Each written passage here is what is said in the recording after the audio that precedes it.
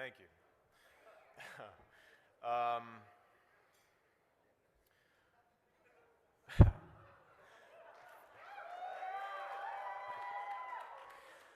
First and foremost, I want to personally thank the Human Rights Campaign for the incredible work that they've done and the work they continue to do.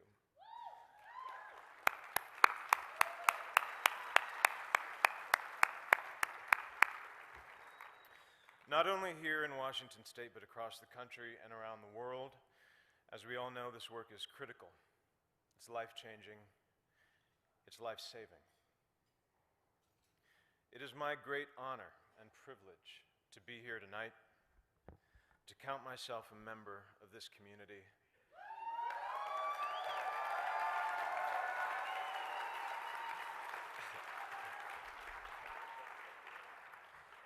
It is also something of a surprise. I've had a complicated relationship with that word, community. I've been slow to embrace it. I've been hesitant. I've been doubtful. For many years, I could not or would not accept that there was anything in that word for someone like me, like connection and support, strength, warmth. And there are reasons for that. I wasn't born in this country. I didn't grow up in any one particular religion.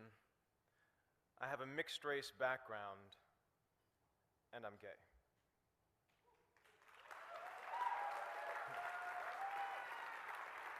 Really, it's just your typical all-American boy next door.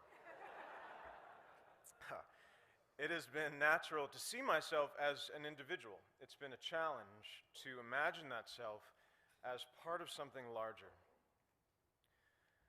Like many of you here tonight, I grew up in what I would call survival mode.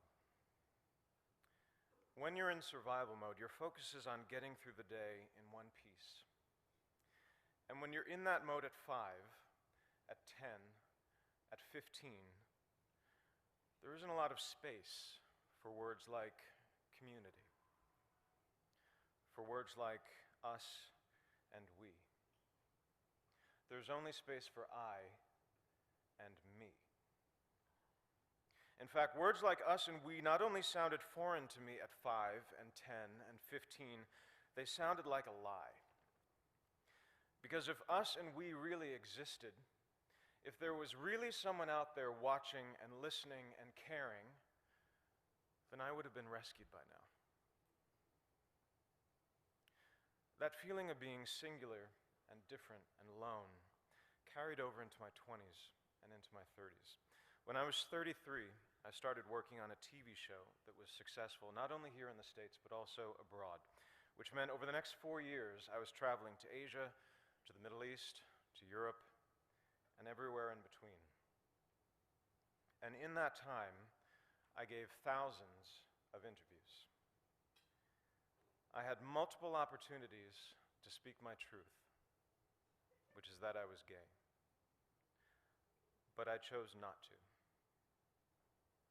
I was out privately to family and friends, to the people I'd learned to trust over time, but professionally, publicly, I was not.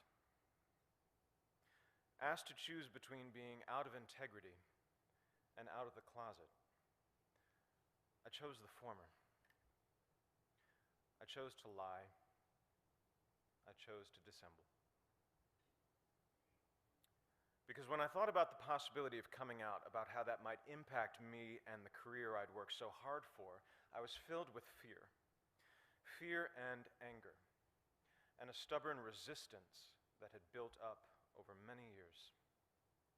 When I thought about that kid somewhere out there who might be inspired or moved by me taking a stand and speaking my truth, my mental response was consistently, no thank you. I thought, I've spent over a decade building this career, alone, by myself.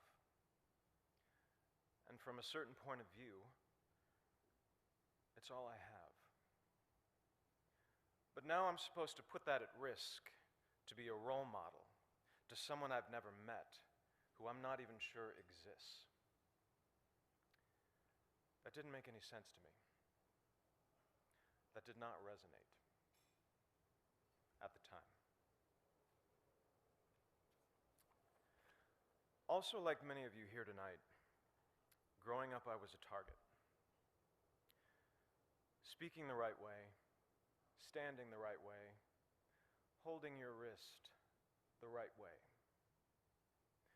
Every day was a test, and there were 1,000 ways to fail.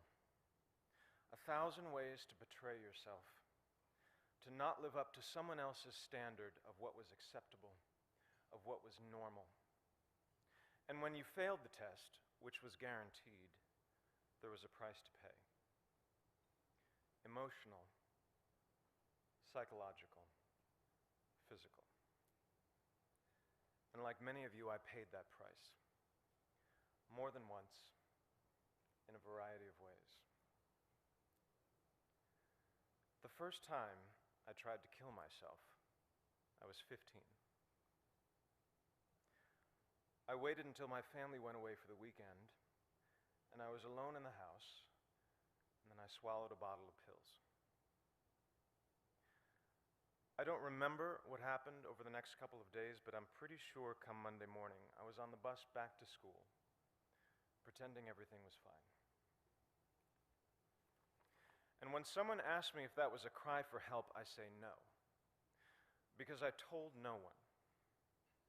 You only cry for help if you believe there's help to cry for. And I didn't. I wanted out. I wanted gone. At 15. I and me can be a lonely place, and it will only get you so far. By 2011, I'd made the decision to walk away from acting and many of the things I'd previously believed so important to me. And after I'd given up the scripts and the sets, which I dreamed of as a child, and the resulting attention and scrutiny, which I had not dreamed of as a child, the only thing I was left with was what I had when I started. I and me.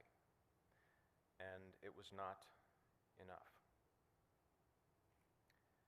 In 2012, I joined a men's group called the ManKind Project, which is a men's group for all men, and was introduced to the still foreign and still potentially threatening concepts of us and we, to the idea of brotherhood, sisterhood, and community. And it was via that community that I became a member and proud supporter of the Human Rights Campaign. And it was via this community that I learned more about the persecution of my LGBT brothers and sisters in Russia.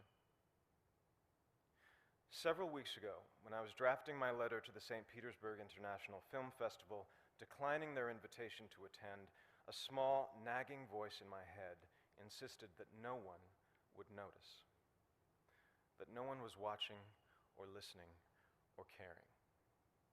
But this time, finally, I knew that voice was wrong.